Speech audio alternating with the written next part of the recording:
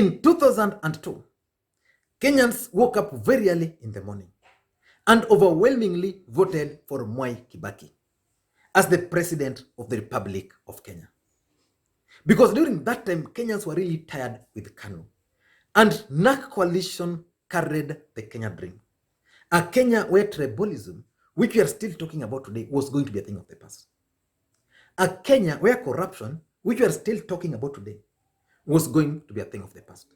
And a Kenya where the rule of law was going to be the order of the day. But immediately, Mwai Kibaki took over power. He destroyed the Kenya dream. And I want us to look at something which is going to help us. In that 2002 general election, William Ruto stood with President Uhuru Kenyatta, but with Uhuru Kenyatta, who was the then KANU presidential candidate. Because in that election, we only had two candidates, serious candidates. That's Uhuru Kenyatta, who was a Kikuyu, and Mwai Kibaki, who was a Kikuyu. Then came the 2007 election, after the NAK dream had been destroyed by Mwai Kibaki. In that election, it was clear that Kenyans were going to gang up against the Kikuyus. Remember, after taking over in 2002, the Mount Kenya cartel, the Mount Kenya mafia, wanted to consolidate power because they believed during the Moi rule, the 24-year rule of Moi really destroyed the economy of the Kikuyus. And for them to revive that economy, they needed the political power. And that's why they wanted that presidency again. So Raila Odinga went to that election with William Ruto on his side, and they won the elections. But the Mount Kenya mafia refused to hand over the presidency to Raila Odinga. We ended up having a coalition government. I'm explaining that because William Ruto was now with Raila Odinga. Remember, he was with Uhuru Kenyatta. He was now with Raila Odinga, and he was observing all these things unfolding. Then that election came and went. Then we went to the 2013 general election. In 2013 general election, Uhuru was now the presidential candidate against Raila Odinga. And this time around, the deputy president, Ruto, was with Uhuru Kenyatta as a running mate of Uhuru Kenyatta. And they won the presidency. Then after winning that presidency, William Ruto learned several lessons before that election. That Kikuyus are always ahead of Kenyans when it comes to matters politics. They always ensure that there are options for them. In 2007, they had an option. Even in 2013, they had the option of Uhuru Kenyatta, and they had an option of Martha Karua.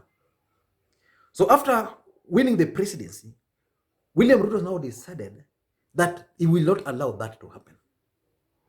And strategically, because he didn't have a political party which was controlling central Kenya, because in 2013, they had a coalition, URP and TNA. TNA was Uhuru Kenyatta. He didn't really have any control over that. So they went into that election. And several other leaders emerged in Mount Kenya. People like Kabogo emerged. People like Kenneth were emerging, and the rest. Martha Karua was still there as potential candidates post Uhuru Kenyatta. And then an opportunity presented itself in 2017. In 2017 now, Uhuru and Ruto decided to merge their political parties. And that was the best opportunity for the DP to deal with Mount Kenya and the leadership and the succession politics in 2022. So the deputy president now devised a strategy in 3 phases, which I'm going to explain, on ensuring that there was no leader which was going to emerge in central Kenya. And because Uhuru was busy and really needed the support of the DP, he really didn't give attention to what was happening within Jubilee Party. And because Ruto knew he was going to run in 2022, he was very keen on who was going to get tickets in Jubilee Party. So the first phase of the DP was in 2017. In 2017, the strategy of the DP of sabotaging the Kikuyu succession politics was clear. 2017 was the time to lock out any potential candidate in 2022. And the opportunity presented itself because now they had one party. So in Kiambu, William Kabogo became a victim. Kabogo was a potential candidate or a potential leader from Mount Kenya region.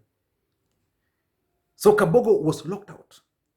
Who replaced Kabogo in Kiambu?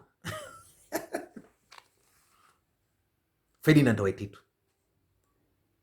If I may ask you, do you think Kenyans can take Ferdinand Waititu seriously in this country? No way. The second person was Peter Kenneth. Uhuru Kenyatta and the Mount Kenya Mafia really wanted Peter Kenneth to become the governor of Nairobi so that it can prepare him for future leadership in this country. Again, what happened to Peter Kenneth? Yeah? Do you know what happened to Peter Kenneth?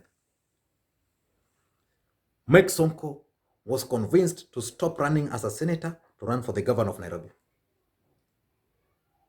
So Peter Kenneth was also locked out just like that.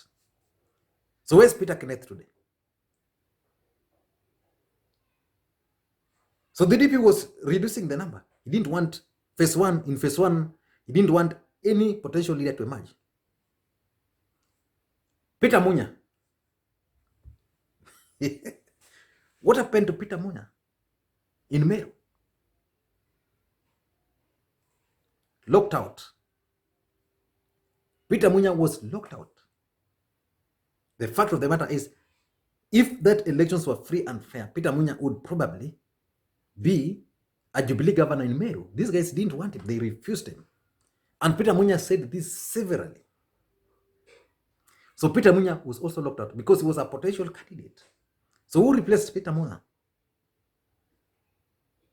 Kireti Murungi. Can Kireti Murungi run for the presidency in post Uhuru Kenyatta? No way. Next. Who was next to be locked out? Mutahi Kagwe contested in Nyeri. But Gakuru won. But Gakuru was also emerging as a strong presidential candidate in future. Unfortunately, he was involved in an accident. So the DP used 2017 election, to lock out any potential leader from Mount Kenya region. That's real politics. Because without doing that today, I'm sure Peter Munya, Peter Kenneth, and the rest, Kabogo, would be giving him problems. So that's real politics. The DP then went round and looked at the members of parliament. When wanaweza leta shida, Kabando wa Kabando was a potential candidate, having served as a university leader, student leader, locked out. Who else was locked out? Dennis Waweru, who wanted to be the governor of Nairobi, then decided to go and retain his seat. Locked out, and KJ came. In Nairobi, Maina Commander was a problem. Again, Jaguar came over, took over. So the DP used a kind of politics which the likes of Raila Odinga had not used. So he ensured that in central Kenya, in 2017, there was no emerging leader. So the new ones came over. So that's led him to stage 2 or phase 2 of his strategy. Because he had not known some of these leaders. So in stage 2, that was now 2019 and 2020. Because we had elections in 2017, 18, he was monitoring. So 2019 and 2020, between that period, there are leaders who had emerged. in central Kenya. So some of them had to be stopped. Now let us look at some of the leaders who emerged, because the first ones were stopped. Now we had an election in 2017. Then in 2018, they were allowed to emerge. 2019, they emerged. So in 2019 and 2020, the DP was now focusing on these leaders who had emerged. The first leader who emerged was Moses Kuria. But politically speaking, Moses Kuria cannot go beyond central Kenya.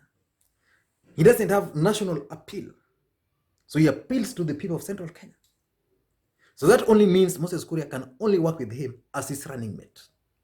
So Moses Kuria was not a problem. So he was allowed to shine. The other leader who was emerging was Peter Munya between 2019. Because remember, Peter Munya was locked out in 2017. But Uhuru Kenyatta brought him. Because Uhuru Kenyatta was like, Mount Kenya needed someone. So Uhuru Kenyatta brought him. So Peter Munya started emerging. So Peter Munya had to be reduced. He was accused of doing what? Planning to assassinate the deputy president.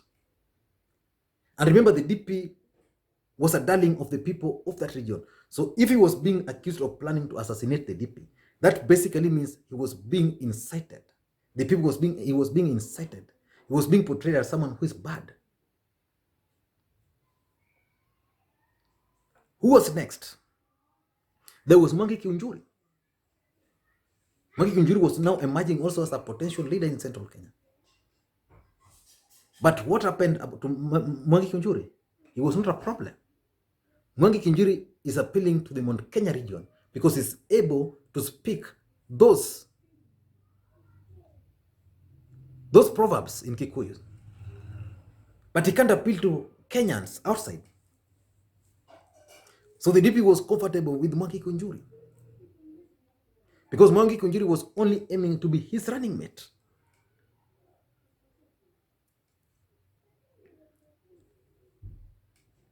Who was again emerging in central Kenya? Waiguru was emerging.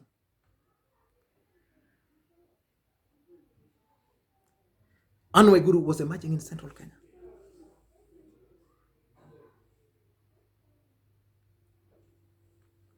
Because Waiguru was emerging very strongly, stronger than Martha Karua. But sadly, Waiguru was emerging when it comes to embrace and Kieleweke. Waiguru was the face of Kieleweke and embrace in central Kenya. Waiguru was appealing to the Kikuyus and the rest because she was being viewed as the preferred successor to President Uhuru Kenyatta. Waiguru was also emerging in BBI. So Waiguru was not appealing much to the people of central Kenya. But nationally, Waiguru was slowly cutting a niche for herself. And the DP had hoped that Waiguru would actually be a candidate, a suitable candidate for running it. But because of the politics Waiguru was engaged in, Waiguru was ruled out. So Waiguru was marked.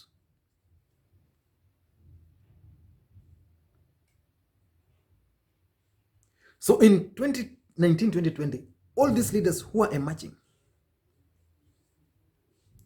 in central Kenya had to be destroyed. That's why there was attempts to destroy Peter Munya. That's why Waiguru is currently facing a lot of problems in Kirinyaga. Don't be cheated that the MCS in Kirinyaga wants to impeach Waiguru because Waiguru has committed any mistake. It's all about 2022 politics. And it's because the DP controls the Kirinyaga County Assembly. And because in Kirinyaga, there's Ngirishi, purity. So the DP is using Ngirishi and the MCS to destroy Anne Waiguru, not because of anything. It's simply because Anne Waiguru is viewed as a potential leader from Central Kenya who has a national face. The fact of the matter is, Anne Waiguru might be unpopular in Central Kenya, in Kirinyaga. But if you pit Anne Waiguru and Girishi outside Kirinyaga, Anne Waiguru has already created a name for herself. In BBI, she's a darling. In Keleweke, Anne Waiguru is a darling. So Anne Waiguru must be dealt with. So if you study all these moves, the DP is focused on ensuring that there's no emerging leader in Central Kenya. So that's the second phase. The second phase was to monitor and deal with anybody who was trying to emerge in Central Kenya. Now the third phase, which is going to be applied in 2020 up to 2022. The DP is going to ensure that in Central Kenya, there's no serious leader who will emerge.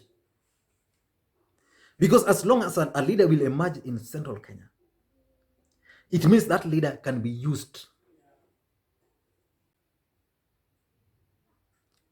to consolidate certain support. It means that leader can be appointed by someone else, either as a running mate. And the DP also understand one fact, that if a leader can emerge in Central Kenya, the people of Central Kenya, having been known to people who vote for themselves, can vote for that particular person. So as we speak now, only 4 leaders are remaining in Central Kenya. Basically 3, but 1 is emerging. The 3 leaders are Peter Munya. But Peter Munya has lost the tempo a bit. There is Peter Kenneth.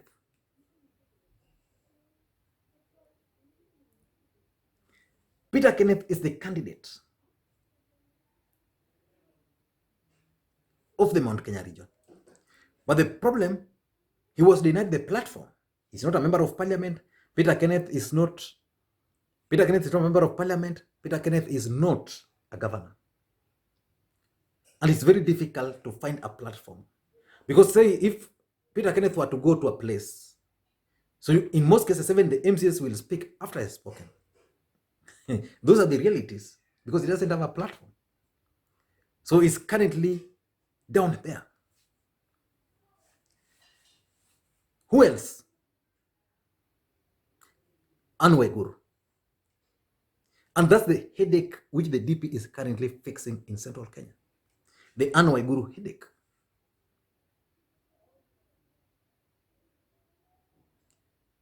Then who else? The 4th one, who is currently emerging, is Mutahi Kagwe. Mutahi Kagwe is emerging out of the coronavirus. Is emerging as a national leader. Kenyans really have high respect for Mutahi Kagwe today. The Kenyans are even wondering why he was never elected by the people of Nyeri. And this coronavirus has provided him with a national platform, just like it has done to Joho. So it has elevated Mutahi Kagwe. So my bet is that after this virus, Mutahi Kagwe is also going to be destroyed. So in short, the only leader who is still remaining in Central Kenya now is Anne Waiguru. We all know that Anne Waiguru is a project of President Uhuru Kenyatta. And that can explain why Tuju was very clear that there are some people who really messed up Jubilee nominations in 2017. I don't know what you think, but William Ruto has played smart politics. in central Kenya. So it will be upon the people of central Kenya, the ordinary folks there, to understand what's going on down there. If they understand, the better. If they don't understand, also, I don't care. Because in politics, everything are normally designed to operate the way they are. Thank you, guys. And please, if you are bumping on this video for the first time, I want you to take a second or two and hit the subscribe button so that next time you produce a video like this one, you get notified. And to the subscribers, I want to continue. Thank you guys for your continued support. Because without that support, this channel cannot be where it is today. Thank you, and please, may you have a good day.